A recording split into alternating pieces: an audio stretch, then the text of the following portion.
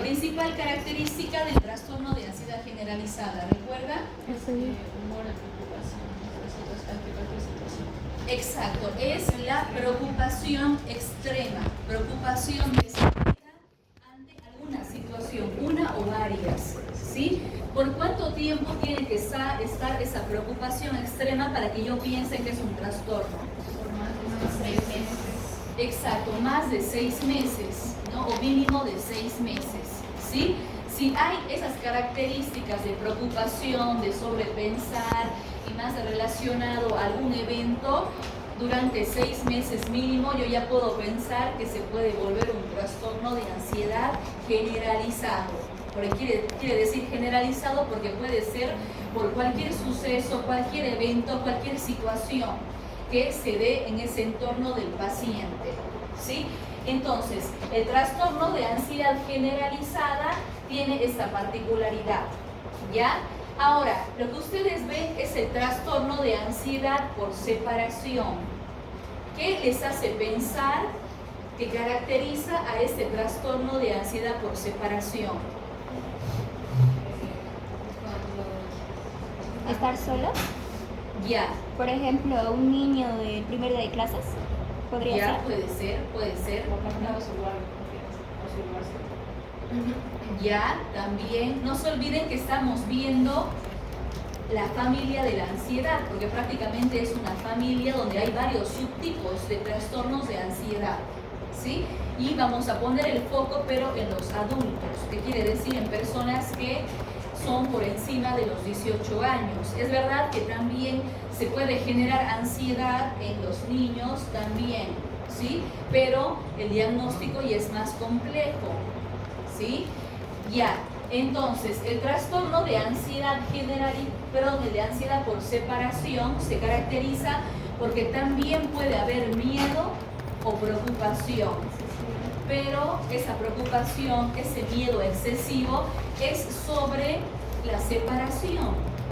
¿Qué pasa si yo me voy de ese lugar seguro, de las personas que me generan tal vez esa seguridad? Si me alejo tal vez a otro departamento, a otro país, si me cambian de repente de carrera, de trabajo, ¿sí? Si me alejan, no sé, del ser amado, de la mejor amiga, de la comadre, no sé, algo, eso se puede tornar o se puede volver un trastorno, ¿sí? ¿Por qué?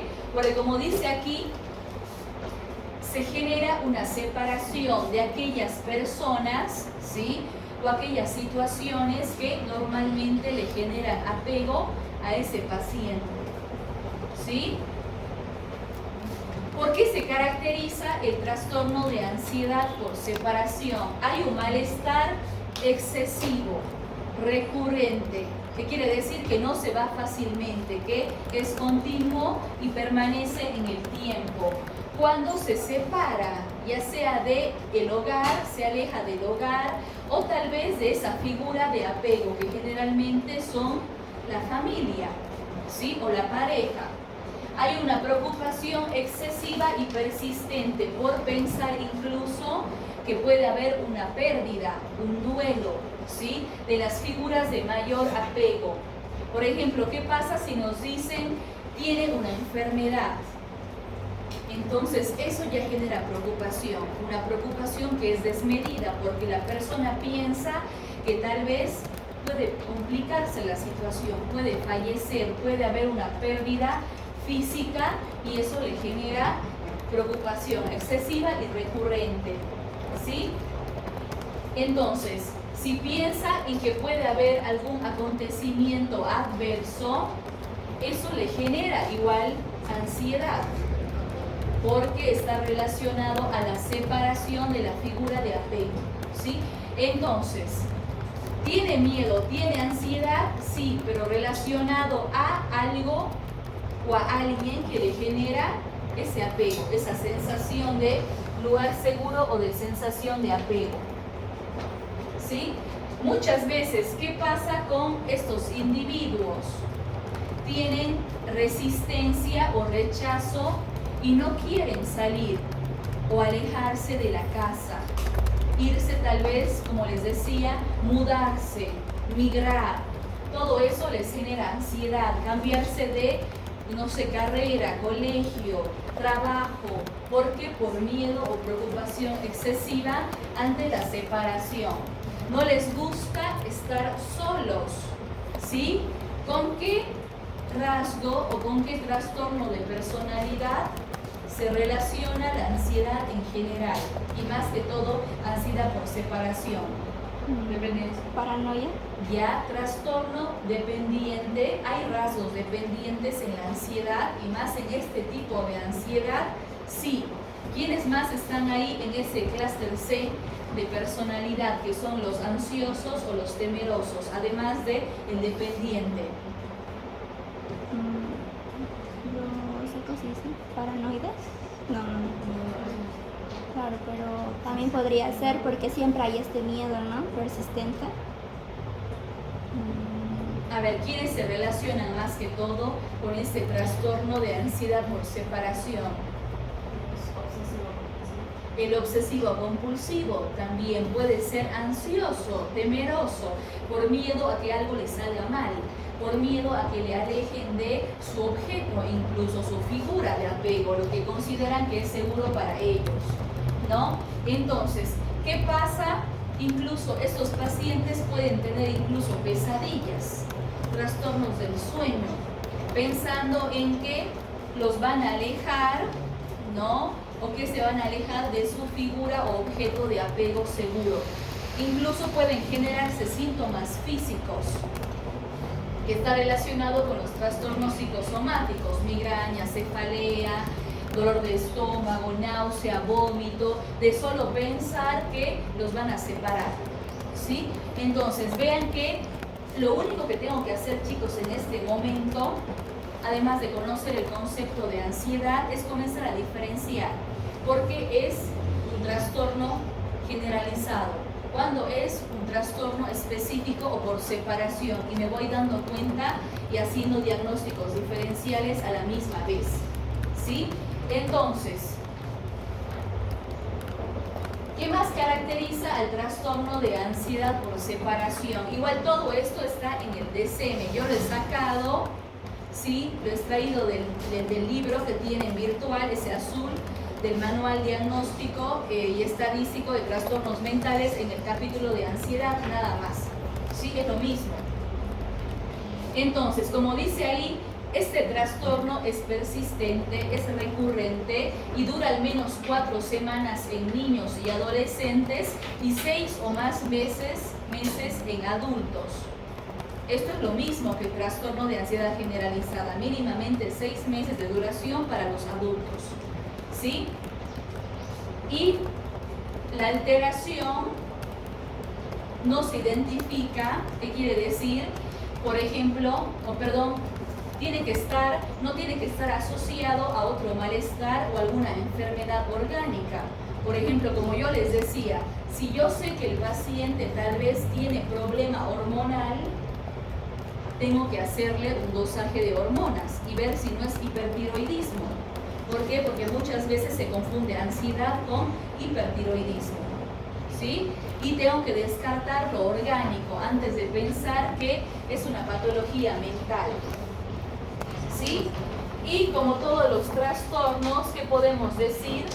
De que el trastorno de ansiedad por separación causa malestar, que es un malestar significativo, porque la persona, como tiene rasgos obsesivo-compulsivos, rasgos dependientes, no puede alejarse en ese caso de esa cosa o esa persona, ¿sí? Y le causa un daño laboral, social, académico y así, una serie de daños.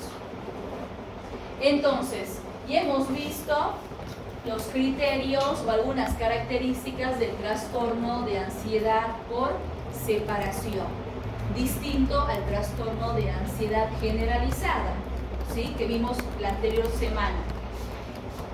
Esta es la ansiedad o la fobia específica. ¿A qué creen que se refiere la fobia específica? ¿Alguien de ustedes tiene identificado alguna fobia en particular? Por ejemplo, digamos, miedo a, no sé, los globos o a los payasos.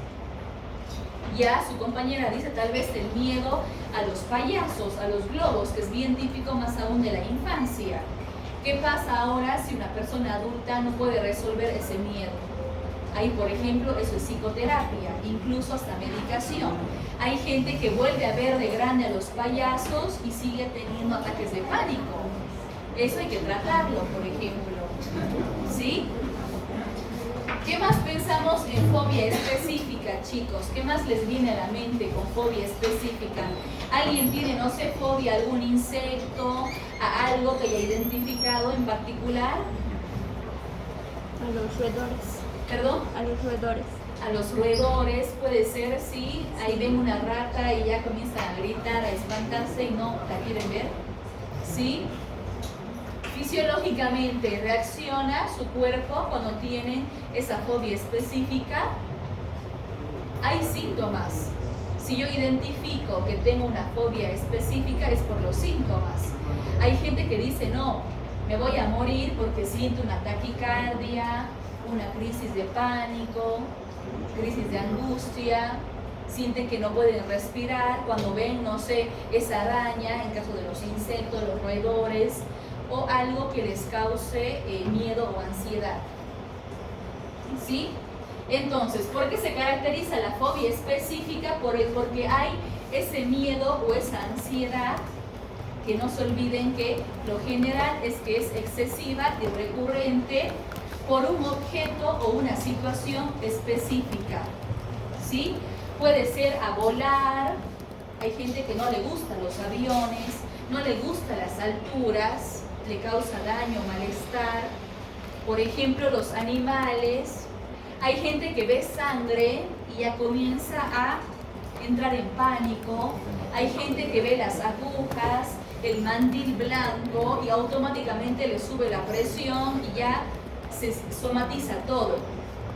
¿Sí? Van a haber pacientes de este tipo que no quieran ni sueros ni inyectables, que les dicen, no, yo odio tal vez la cama del hospital, no, ni me digan que todo sea a domicilio o que todo sea casero, pero no quieren eso. ¿Sí?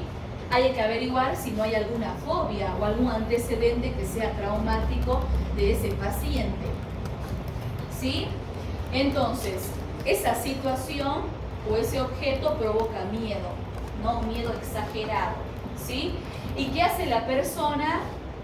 Evita muchas veces. Tiene rasgos evitativos que también se relaciona con esta ansiedad.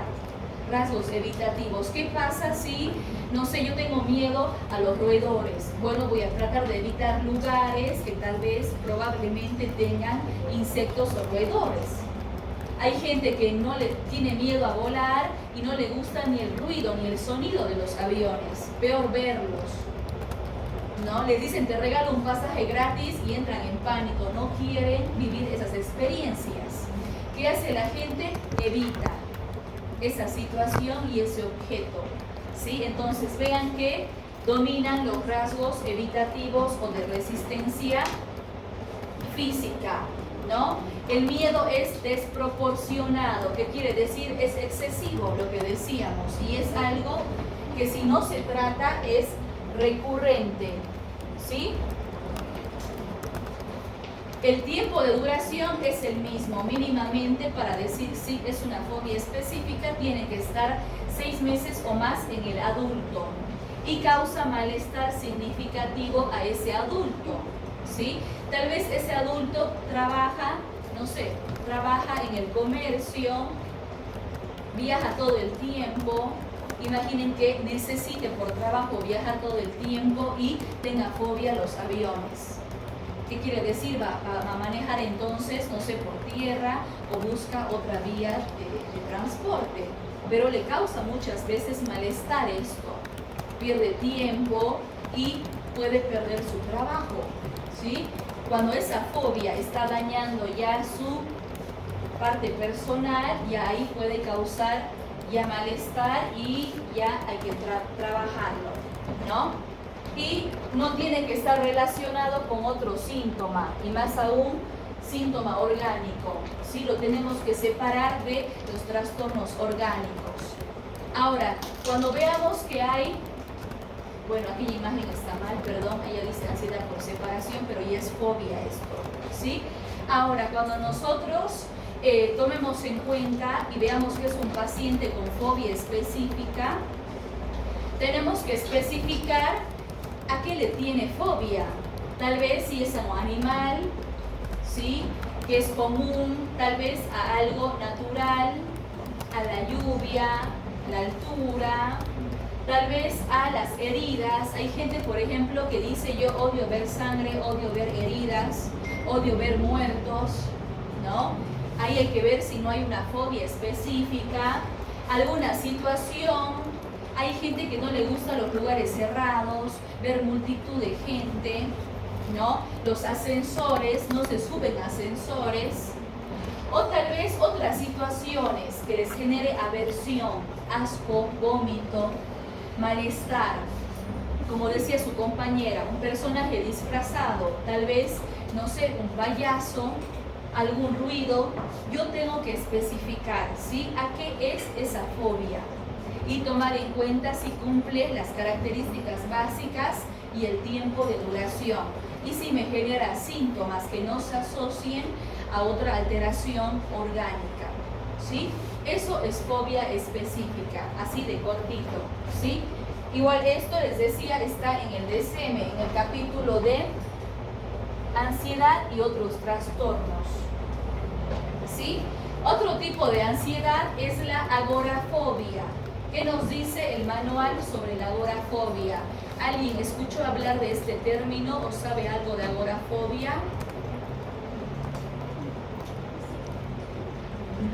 Es un tipo de ansiedad que tiene las mismas características en general: preocupación extrema, excesiva, 6 meses mínimamente de duración, pero ¿a qué está relacionado este miedo o esta ansiedad extrema? Está relacionado a 2 o más situaciones de estas, la agorafobia. Por ejemplo, ¿qué pasa? Hay gente que no le gusta utilizar el transporte público, más aún cuando hay mucha gente, ¿no? El tema de los autobuses, por ejemplo, todo lo que ahí junte demasiada gente. Estar en espacios abiertos. Hay gente que no le gusta estar en espacios abiertos, ¿no? Por ejemplo, en mercados, en lugares donde hay mucha gente, o son espacios que tal vez le generan los síntomas psicofisiológicos: sensación de ahogo, miedo, taquicardia, sudoración, hiperventilación y todo lo relacionado a síntomas psicofisiológicos, ¿sí? Estar en sitios cerrados. ¿Qué pasa con si va al teatro, si va al cine, si va a algo, no sé, algún recital, algún evento que tenga mucha gente? Eso le puede causar agorafobia y un ataque de pánico, ¿sí? Hacer cola o estar en medio de la multitud, estar fuera de la casa solo, ¿sí? Si yo considero que la persona tiene 2 características o situaciones vivenciales de estas que he mencionado, ya puedo pensar que tiene agorafobia, ¿no? Y que esos síntomas son por la situación que lo produce, ¿sí? Porque cognitivamente hay una distorsión del pensamiento. ¿Y yo qué tengo que hacer? Tengo que trabajar en psicoterapia y muchas veces medicación, ¿sí? Porque los síntomas se pueden volver extremos también, ¿no? Hay gente que dice, no, yo no voy a la marcha, yo no voy, no sé, a la procesión, porque me falta el aire. Cuando estoy en ese espacio, siento que me ahogo, me siento mal, me sube la presión, me duele la cabeza. Y hay que pensar en ver si no es una agorafobia, que quiere decir producto de la ansiedad, ¿sí? Y ver también cómo es su personalidad, qué rasgos tiene. ¿Serán rasgos obsesivos, compulsivos, evitativos, dependientes? No se olviden que nosotros en la personalidad tenemos una clasificación C, que es de los ansiosos o temerosos. Y ahí están toda la familia de la ansiedad, ¿sí? Lo que estamos viendo. ¿Qué Además de la agorafobia, dice el individuo, por tanto, ¿qué hace? Evita esas situaciones, evita salir, evita ir a cosas sociales. ¿Por qué? Porque le resulta difícil pensar en cómo va a escapar o en qué le puede pasar, ¿sí? Más aún si no tiene ayuda. Entonces, ¿qué pasa? Se evitan activamente estas situaciones y muchas veces el individuo dice, yo voy, pero si me acompaña tal persona. Yo voy, pero si me recogen. Yo voy, pero si voy con el grupo.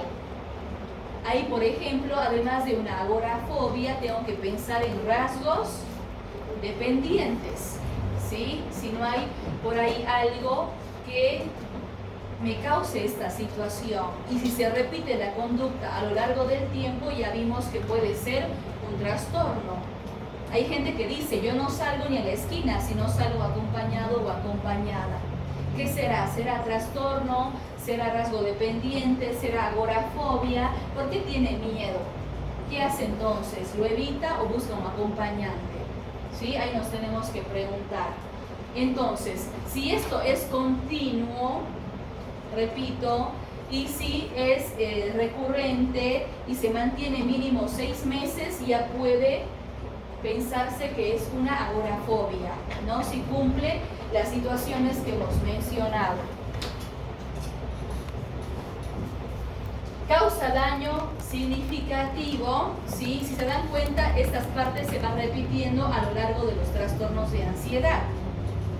¿Sí? Cualquier trastorno, si causa daño o causa malestar en las diferentes áreas del individuo, ya puede ser considerado un trastorno, ¿no? Si causa malestar en lo social, laboral, familiar, académico, ya la persona que hace, como no puede controlar o manejar el síntoma, busca ayuda, ¿sí? Y si existe otra afección médica de base, podemos tomar en cuenta de que esa ansiedad o la agorafobia o la evitación se vuelve excesiva.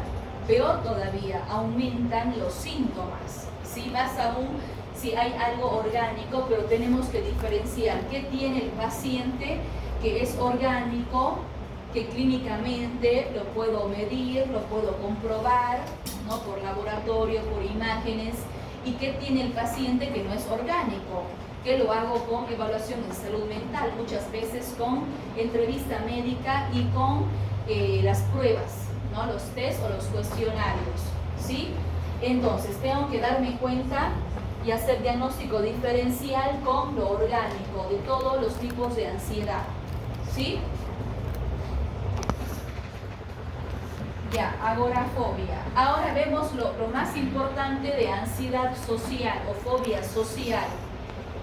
¿A qué estará relacionada esta ansiedad? A ver, ¿qué podríamos comentar? Ahí ya igual tiene, lo mismo está en su DSM, en el manual. ¿Qué podemos decir? Fobia social, algún ejemplo, fobia o ansiedad social. Cuidando no estar en espacios donde se encuentre demasiada gente porque sienten que todos están buscando. Ya, entonces, comparte rasgos con qué tipo de personalidad. Evitativo, puede haber incluso hasta rasgos paranoides en esa situación. ¿Por qué? Porque no solamente hay miedo y preocupación, puede haber desconfianza. ¿A qué la persona le juzgue? Tal vez yo no voy a clases porque me miran lo que hablo, cómo me visto, qué hago, qué traigo. Entonces el miedo también a que juzguen negativamente. Y por eso las personas evitan estar en contextos sociales. No les gusta relacionarse. Doctora, Incluso, perdón Carlos, un minutito, tenemos que diferenciar y ver la clasificación A de personalidad, ver si no es netamente algo paranoide o algo esquizoide o algo esquizotípico, ¿sí? Y diferenciar, ¿no? Si es una fobia social realmente o no será algo de base en su personalidad o una mezcla de rasgos que puedan generarme situaciones similares. ¿Sí? Entonces, ¿qué pasa en la ansiedad o la fobia social? Más que todo, la persona tiene preocupación, tiene miedo a estar en contextos sociales, por ese miedo a que le juzguen negativamente. Son personas que no les gusta tal vez, no sé, las conferencias, las disertaciones, las exposiciones, no les gusta salir, no sé, con el grupo de amigos, peor alguna invitación, porque tienen ese miedo a ser evaluados negativamente. ¿Sí? Entonces, ahí por ejemplo hay algunos ejemplos, ¿sí? ¿Qué hacen las personas? Evitan las situaciones sociales para no tener esos síntomas que son síntomas psicofisiológicos. Por ejemplo, ¿qué pasa? Que hay personas incluso que les cuesta mantener una conversación. Dicen, ay no, ¿qué le digo? Más aún, no sé, hay una cita por ahí, ¿cómo comienzo en la cita? ¿Qué hablo? No sé, les cuesta socializar, ¿sí? Reunirse con personas extrañas, les da miedo, les da temor lo nuevo, ¿sí? Ser observado, ¿qué dirán de mí? ¿Qué estoy comiendo? ¿Qué estoy bebiendo? ¿Qué cantidad? ¿Cómo como? ¿Cómo hablo? ¿Cómo me visto? Imaginen que se relaciona mucho con rasgos evitativos, paranoides y toda la clasificación A de personalidad que ya la conocen. O actuar delante de otras personas. Hay gente que comienza a hablar con un micrófono y comienza a tartamudear, ¿no? Y se le olvida todo. Dicen, no, mi charla era hoy de no sé qué tema y no saben ni por dónde comenzar. Y les comienza a dar transpiración, taquicardia, un montón de síntomas porque tienen un episodio de crisis o ansiedad social. ¿Sí? Entonces, en los niños igual podemos evaluarlo. Pero, por ejemplo, ¿cómo nos podemos dar cuenta, si pensamos un poco en la infancia, en ese niño o niña de 2, 3 años que tal vez tenga un episodio de ansiedad? Independientemente qué tipo de ansiedad sea, por ejemplo, ¿qué hace el niño que tenemos que prestar atención, oír o mirar? ¿Cómo se expresa un niño de 2, 3 años? Llora. Exacto, llora, grita, hace su berrinche, da la pataleta, hay la rabieta, se aferra a la persona, le comienza a abrazar y decir, quiero irme, me da miedo, no quiero, no sé, y la gestualidad. No se olviden la psicomotricidad también fina, que también están involucrados los gestos, ¿sí? Y la persona muestra un total desagrado, aversión a esa situación. Como decía, por ejemplo, su compañera de Seigente, o los niños que tienen miedo a los payasos. Ven un payaso, escuchan un ruido, ven una nariz de payaso y ya gritan, ¿no? Entonces, puede haber esa situación, ¿sí? Pero en niños hay que evaluar un poco más. En adultos ya sabemos los síntomas que se pueden presentar, ¿no? ¿Qué más nos dice el DSM? El miedo, entonces, a que la persona o los amigos valoren o juzguen negativamente, ¿no?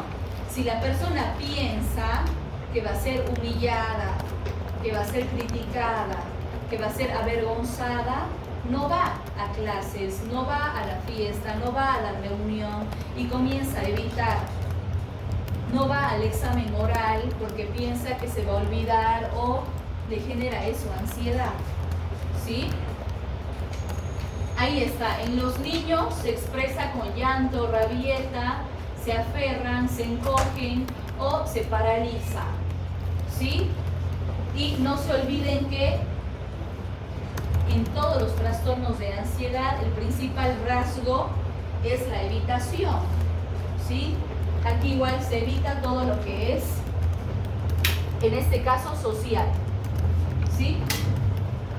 Causa malestar significativo, esto se repite en todos los trastornos de ansiedad, ¿no? Y no se puede atribuir a efectos de algo orgánico o otra sustancia. ¿Qué quiere decir? Yo tengo que evaluar también si el sujeto no está bajo efectos de algún consumo y descartar que la ansiedad sea de ese origen, ¿sí?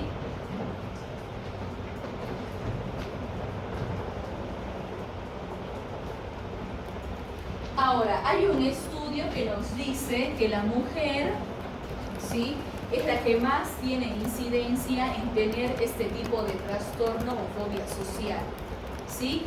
Incluso hay estudios que se puede ver que se asocia mucho esta ansiedad social al consumo de sustancias. Por ejemplo, ¿qué pasa con... Hay adolescentes que es bien típico, dicen, no, él es calladito, ella es calladita, medio introvertido, medio reservado, no se junta mucho con los compañeros, pero va a la fiesta y es otra persona, ¿no? ¿Qué pasa? ¿No les llama la atención por qué sucede eso o ese comentario cuando lo cuentan así? ¿Será que no está más hablador, más... no sé qué dicen, ay no, se pone entrador, entradora, pero tiene que haber una previa por ahí. Tiene que haber por ahí un poco de alcohol, psicoestimulantes para que tal vez, no sé, se anime a declararse, a juntarse con alguien, a salir, a hacer algo, o no pasa eso, ¿sí?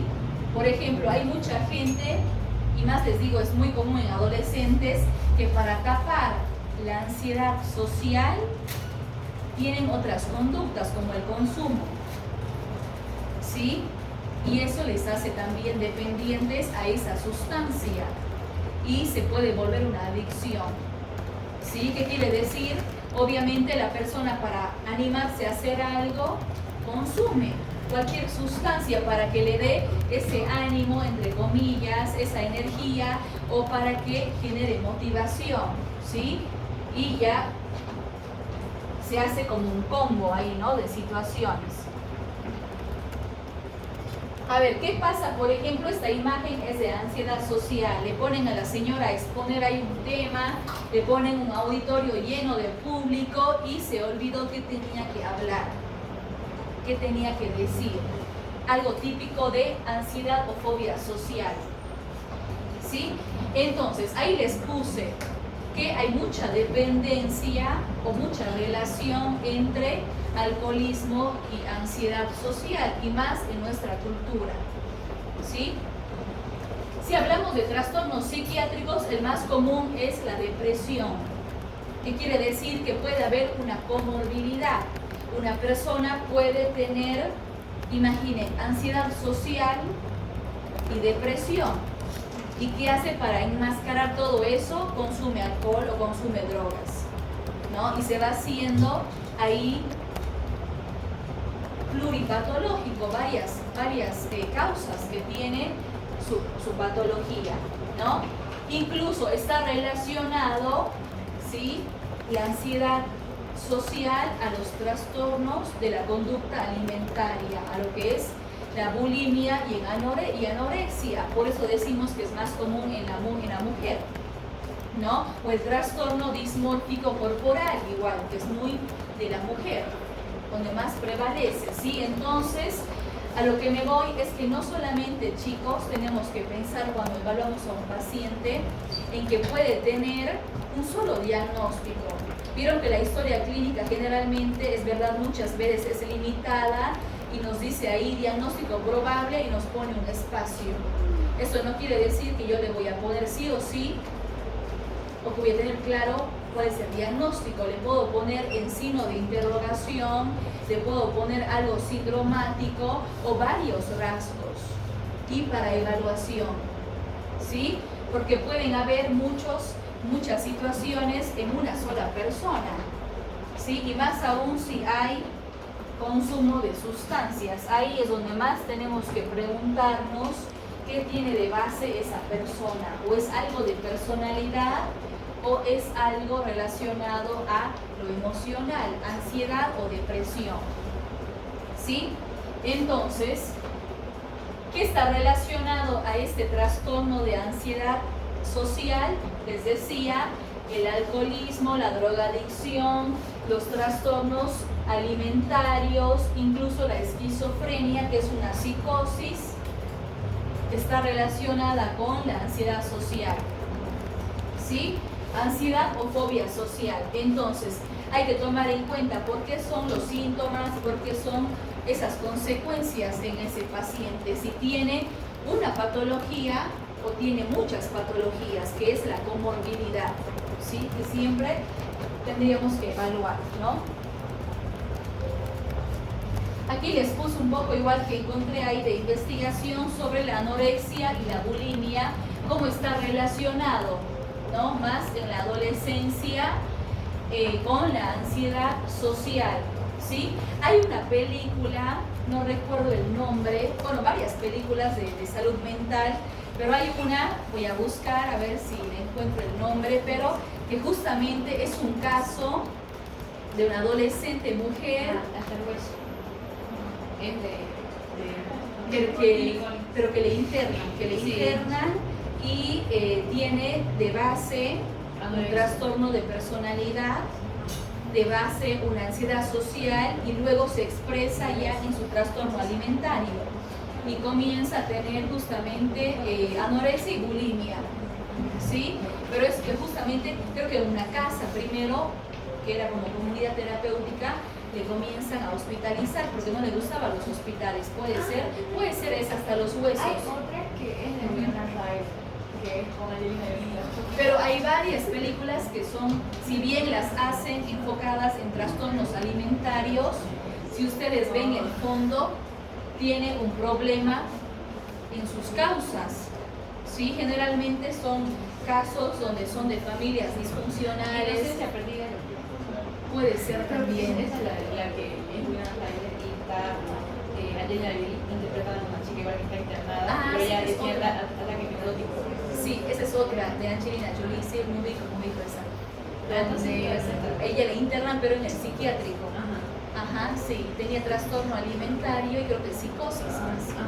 Sí, ajá, y consumía, bueno, creo que nicotina era con el tema con ella. Esa es otra, ajá, sí. Sí, hay varias de esas. Pero a lo que me voy, chicos, es que hay que tomar en cuenta la comorbilidad. Ustedes cuando lleven psiquiatría, salud mental, psicopatología, van a ver otros trastornos o los que están investigando en grupo son esos trastornos. Hay un grupo que tiene trastornos alimentarios. Ver cuál es la causa de los trastornos alimentarios, cuál es la comorbilidad, qué quiere decir, con qué otras patologías se asocia el trastorno alimentario. ¿Sí? Ya, ¿a qué se relaciona? Dijimos nuevamente los trastornos de ansiedad y social está asociado al trastorno de personalidad por evitación, ¿sí? Es el que más se asocia con esta ansiedad social, ¿sí?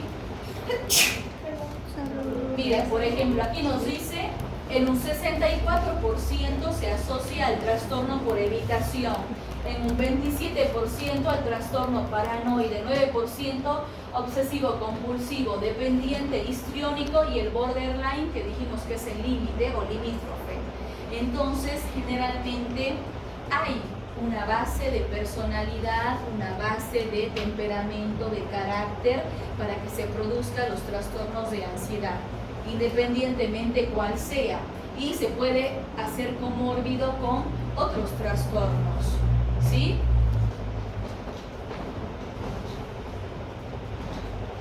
Ya, el tema, chicos, de tratamiento no vamos a ver nada de fármacos ni nada de psicoterapias, ¿sí?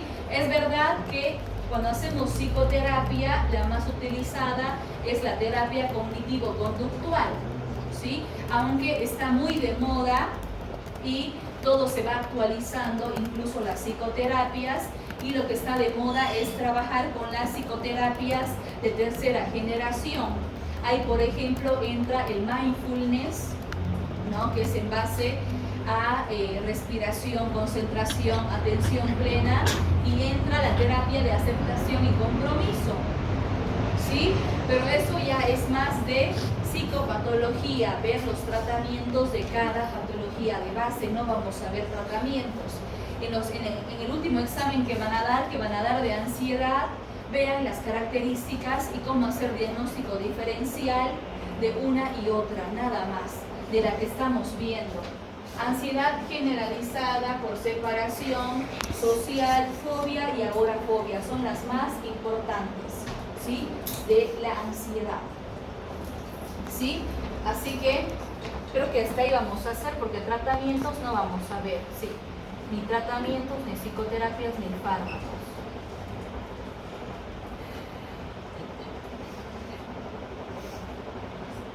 Ya, hasta ahí, chicos, hacemos el contenido, la planificación de psicología para ustedes, ¿sí? De este semestre. Ahora, ¿cuándo damos el último examen de ansiedad?